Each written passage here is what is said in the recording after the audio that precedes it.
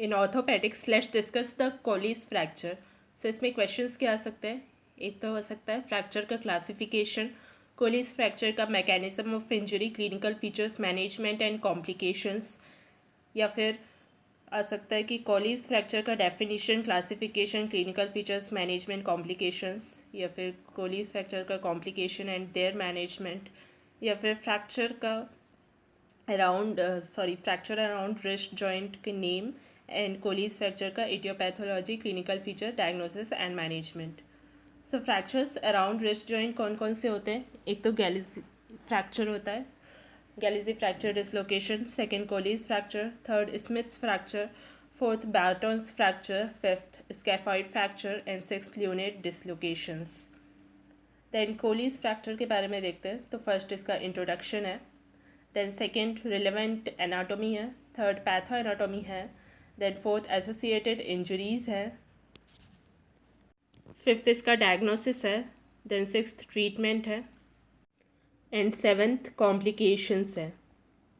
तो फर्स्ट इसका इंट्रोडक्शन देखते हैं। तो कोलीज फ्रैक्चर क्या होता है? Fracture of distal end of radius होता है eight its cortico cancellous junction. तो कॉर्टेक्स और कैंसलस के बीच में जो जंक्शन होता है, resulting from outstretched hand fall. तो फॉल अगर आउटस्ट्रेच्ड हैंड पे होता है तो उसके कारण रिजल्ट करता है, एंड ये कॉमन होता है greater than 40 years and females में।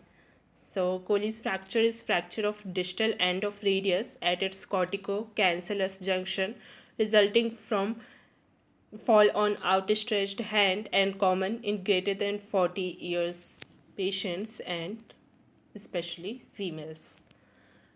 देन सेकेंड इसकी रेलेवेंट एनाटॉमी है। सो नॉर्मली रेडियस का डिस्टल आर्टिकुलर सरफेस वेंट्रली रहता है एंड मीडियली फेस करता है। तो इसका जो डायग्राम है फिगर 15.6 में है, ये ऐसा रहता है। नॉर्मल डिस्टल आर्टिकुलर सरफेस जो है रेडियस का, वो फेस करता है मीडियली एंड फेस करता है वेंट्रल। देन थर्ड इसका पैथो एनाटॉमी है। तो फ्रैक्चर लाइन जो होती है वो अलोंग कॉर्टिको कैंसलस जंक्शन जाती है। एंड डिस्प्लेसमेंट्स क्या होते हैं कोलीज फ्रैक्चर में? फर्स्ट फ्रैगमेंट्स का इम्पैक्शन हो जाता है, सेकेंड डॉर्सल डिस्प्लेसमेंट होता है, थर्ड डॉर्सल टिल्ट होता है, फोर्थ लैटरल डिस्प्लेसमेंट होता है, फिफ्थ लैटरल टिल्ट होता है एंड सिक्स्थ सुपिनेशन हो जाता है। सो जो रेडियस का डिस्टल फ्रैगमेंट है, डिस्टल पार्ट, उसका सुपिनेशन हो जाता है as compare to the proximal part. Then again pathoanatomy का यहाँ पे डायग्राम है, डिस्प्लेसमेंट्स इन कोलीज फ्रैक्चर। तो यहाँ पे एंटेरो पोस्टीरियर वाला व्यू है जिसमें प्रॉक्सिमल शिफ्ट दिख रहा है, रेडियल शिफ्ट दिख रहा है एंड रेडियल टिल्ट दिख रहा है। देन लैटरल व्यू है तो इसमें प्रॉक्सिमल शिफ्ट दिख रहा है, डॉर्सल शिफ्ट दिख रहा है एंड डॉर्सल टिल्ट दिख रहा है। सो ये डिस्प्लेसमेंट्स है कोलीज फ्रैक्चर में। देन फोर्थ है एसोसिएटेड इंजरीज कौन सी होती है कोलीज फ्रैक्चर से? तो फर्स्ट अल्ला के स्टेरॉइड प्रोसेस का फ्रैक्चर हो जाता है, दूसरा अल्ला कोलैटरल लिगामेंट का रप्चर हो जाता है, तीसरा रप्चर हो जाता है अल्नर ट्रायंगुलर कार्टिलेज का। तो ये सारी एसोसिएटेड इंजरीज होती है। देन फोर्थ एक और एसोसिएटेड इंजरी होती है, इसमें इंटरओसियस रेडियो अल्नर लिगामेंट का रप्चर हो जाता है।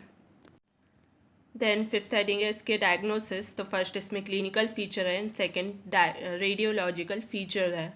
तो फर्स्ट क्लिनिकल फीचर्स में क्या क्या आएगा? फर्स्ट जो रिस्ट है उसमें पेन, स्वेलिंग एंड डिफॉर्मिटी आ जाएगी। सेकेंड रेडियस के लोअर एंड में चेंजेस आएंगे, तो उसमें टेंडरनेस हो जाएगा एंड इरेगुलरिटी आ जाएगी। Then third dinner fork deformity आती है। डिनर फॉग डिफॉर्मिटी कैसी होती है? तो ये कुछ इस तरीके का हैंड दिखता है, इसलिए इसको डिनर फॉग डिफॉर्मिटी बोलते हैं, क्योंकि डिनर फॉग की तरह दिखता है। देन सेकंड इसमें रेडियोलॉजिकल फीचर्स जो दिखते हैं, फर्स्ट मोस्ट कैरेक्टरिस्टिक इसका होता है डॉर्सल टिल्ट। तो नॉर्मली वेंट्रल होता है ये, एंड इस केस में या तो वो न्यूट्रल दिखेगा या तो डॉर्सली प्लेस्ड दिखेगा। देन सेकेंड लेटरल टिल्ट पता चलता है एक्सरे में। तो नॉर्मली एक्सरे में ये मीडियल पे दिखता है रेडियस का जो डिस्टल सरफेस है, लेकिन इस कंडीशन में कोलिस फ्रैक्चर के केस में वो लैटरली दिखेगा या तो हॉरिजॉन्टल दिखेगा। तो ये इसके एक्सरे का डायग्राम है। इसमें anteroposterior and lateral views है जिसमें कोलिस फ्रैक्चर डिस्प्ले हो रहा है, और इसमें डिस्टल आर्टिकुलर सरफेस जो है रेडियस का वो फेस कर रहा है डॉर्सली, और ये टिल्टेड है dorsally. Then next sixth heading है इसका ट्रीटमेंट। तो अनडिस्प्लेस्ड फ्रैक्चर के केस में बिलो एल्बो प्लास्टर कास्ट लगाया जाता है, एंड डिस्प्लेस्ड फ्रैक्चर के केस में मैनिपुलेटिव रिडक्शन किया जाता है और साथ में कोलिस कास्ट लगाया जाता है। देन कंजर्वेटिव ट्रीटमेंट कैसे करते हैं, क्लोज्ड मैनिपुलेशन टेक्निक से करते हैं। तो इसका डायग्राम फिगर 15.10 में है। यहाँ पे कोलिस कास्ट का भी डायग्राम है। तो ये पामर फ्रैक्शन में इस तरीके से लगाया जाता है, एंड सेकेंड अल्नर डेविएशन में ऐसे लगाया जाता है, बी वाला डायग्राम जो है। देन टेक्निक कैसी होती है क्लोज रिडक्शन की, तो फर्स्ट ये डायग्राम है, ये शो कर रहा है काउंटर ट्रैक्शन एंड ट्रैक्शन लगाया जा रहा है। देन करेक्शन किया जा रहा है डॉर्सल टिल्ट का, एंड करेक्शन किया जा रहा है यहाँ पे रेडियल टिल्ट का। तो क्लोज्ड मैनिपुलेशन में क्या किया जाता है कि फोर आर्म की मसल्स को रिलैक्स किया जाता है पहले तो, या तो जनरल या रीजनल एनेस्थीसिया से। फिर सर्जन जो है ग्रास्प करता है इंजर्ड हैंड को, जैसे कि वो शेक कर रहा हो हैंड को।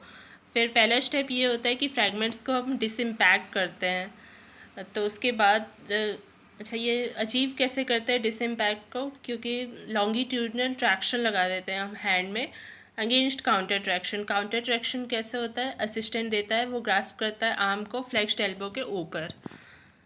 तो कुछ डिस्प्लेसमेंट्स करेक्ट कर दी जाती है ट्रैक्शन बस से, काउंटर ट्रैक्शन की ज़रूरत नहीं होती है। देन इसमें क्या करते हैं कि काउंटर ट्रैक्शन भी लगाते हैं, तो सर्जन फिर प्रेस करता है डिस्टल फ्रैगमेंट को पामर फ्रैक्शन में और अल्नर डेविएशन में। तो अपना थंब यूज़ करता है, उसके दूसरे हैंड का थंब यूज़ करता है उसके लिए। एंड जब ये किया जाता है तो फिर पेशेंट का हैंड प्रोनेशन में ड्रॉ किया जाता है, पामर फ्रैक्शन में और अल्नर डेविएशन में। उसके बाद एक प्लास्टर कास्ट को अप्लाई किया जाता है जो बिलो द एल्बो से एक्सटेंड करता है मेटाकार्पल हेड तक, और वो मेंटेन करता है रिस्ट को पामर फ्लेक्शन में और अल्नर डेविएशन में। तो इसको कोलिस कास्ट बोलते हैं। और उसके बाद एक्सरे भी ले लेते हैं ताकि कोई डिस्प्लेसमेंट रहे तो वो पता चल जाए, और उसके अलावा ये भी पता चल जाए कि वो नॉर्मल पोजीशन में आ गया है कि नहीं। आर्टिकुलर सरफेस जो है डिस्टल वाला, उसको वेंट्रली फेस करना चाहिए जैसे कि नॉर्मल होता है। तो कंजर्वेटिव ट्रीटमेंट जो है वो मैनिपुलेशन अंडर एनेस्थीसिया किया जाता है, साथ में प्लास्टर कास्ट इमोबिलाइजेशन किया जाता है। देन सेकेंड ऑपरेटिव ट्रीटमेंट कैसे करते हैं, फर्स्ट प्लेटिंग से, सेकेंड परक्यूटेनियस स्पिनिंग से, थर्ड एक्सटर्नल फिक्सेशन से। तो फर्स्ट प्लेटिंग क्या होता है, फ्रैक्चर को फ्रंट से ओपन करते हैं, फिर डायरेक्ट विजन के अंदर उसको रिड्यूस करते हैं और सिक्योरली एक प्लेट से फिक्स कर देते हैं। देन परक्यूटेनियस स्पिनिंग में क्या होता है कि फ्रैक्चर को रिड्यूस किया जाता है अंडर एनेस्थीसिया, फिर इमेज इंटेंसीफाई एक्सरे कंट्रोल के अंडर ये किया जाता है, और उसके बाद फिर फिक्स करते हैं 2 या उससे ज़्यादा मिलीमीटर के स्टील वायर से, दैट इज़ के वायर से परक्यूटेनियसली हम उसको पास करते हैं without any cutting. Then third external fixation होता है। तो उसमें क्या करते हैं कि एक एक्सटर्नल फिक्सेटर को यूज़ किया जाता है फ्रैक्चर को डिस्ट्रैक्टेड रखने के लिए, जैसे कि स्ट्रेच्ड लिगामेंट्स और पेरिओस्टियम कम्युनिकेटेड फ्रैगमेंट्स को हम अपने जगह पे रखें। और इस टेक्निक के पीछे जो प्रिंसिपल होता है उसको लिगामेंटो टैक्सस बोलते हैं। देन नेक्स्ट है हेडिंग कॉम्प्लिकेशंस की। तो कॉम्प्लिकेशंस क्या क्या हो सकते हैं, first stiffness of joint and second malunion, ये सबसे ज़्यादा कॉमन होता है। Then third subluxation of inferior radial ulnar joint भी हो सकता है। Then fourth carpal tunnel syndrome हो सकता है। फिफ्थ सडेक्स ऑस्टियोडिस्ट्रॉफी हो सकता है। And sixth extensor pollicis longus tendon का रैप्चर हो सकता है। तो फर्स्ट स्टिफनेस ऑफ जॉइंट है वो मोस्ट कॉमन होती है और एक्सरसाइज के लैक के कारण होती है, और ये प्रिवेंट की जा सकती है एक्टिवली मूव करके इन जॉइंट्स को। देन सेकेंड मैल यूनियन होता है, तो इसका कॉज होता है फ्रैक्चर का रीडिस्प्लेसमेंट एंड डिनर फॉग डिफॉर्मिटी। इसका ट्रीटमेंट कैसे किया जाता है, हमेशा ज़रूरत नहीं होती है इसकी ट्रीटमेंट की, लेकिन ऑस्टियोटॉमी किया जाता है अगर फंक्शनल इम्पेयरमेंट है तो। Then third subluxation of inferior radio ulnar joint होता है। तो अल्नर हेड जो है अनड्यूली प्रोमिनेंट रहता है, और इसका ट्रीटमेंट क्या होता है, डोरैक्स रिसेक्शन होता है। तो इसका मतलब क्या होता है कि हम अल्लाह के लोअर एंड को एक्सरसाइज कर देते हैं, तो ये सिलेक्टेड केसेस में किया जाता है। देन फोर्थ है कार्पल टनल सिंड्रोम। तो मीडियल नर्व इसमें कंप्रेस हो जाती है, इसकी वजह से होता है, एंड इसका ट्रीटमेंट क्या है, कार्पल टनल का डिकम्प्रेशन करते हैं। नाउ फिफ्थ सडेक्स ऑस्टियोडिस्ट्रॉफी है। तो इसमें हैंड में पेन होता है, स्वेलिंग हो जाती है, स्टिफनेस होता है, एंड इसका ट्रीटमेंट क्या है, इंटेंसिव फिजियोथेरेपी। देन सिक्स है एक्सटेंसर पॉलिसिस लॉन्गस टेंडन का रप्चर। तो ये एक्सट्रीमली रेयर होता है, और इसके कॉजेज़ क्या होते हैं, ब्लड सप्लाई लॉस हो जाती है टेंडन में, एंड फ्रिक्शन होता है। तो फ्रिक्शन भी होता है टेंडन में, और हर बार जब वो माइल्यूनेटेड फ्रैक्चर में मूव करता है ना, तब उस समय इसका फ्रिक्शन ज़्यादा होता है। देन ट्रीटमेंट इसका कैसे करते हैं, टेंडन ट्रांसफ़र की हेल्प से करते हैं, एक्सटेंसर इंटाइसिस लगाते हैं एक्सटेंसर पॉलिसिस लॉन्गस पे। सो ये था कॉलीज फ्रैक्चर के बारे में। Thanks for watching.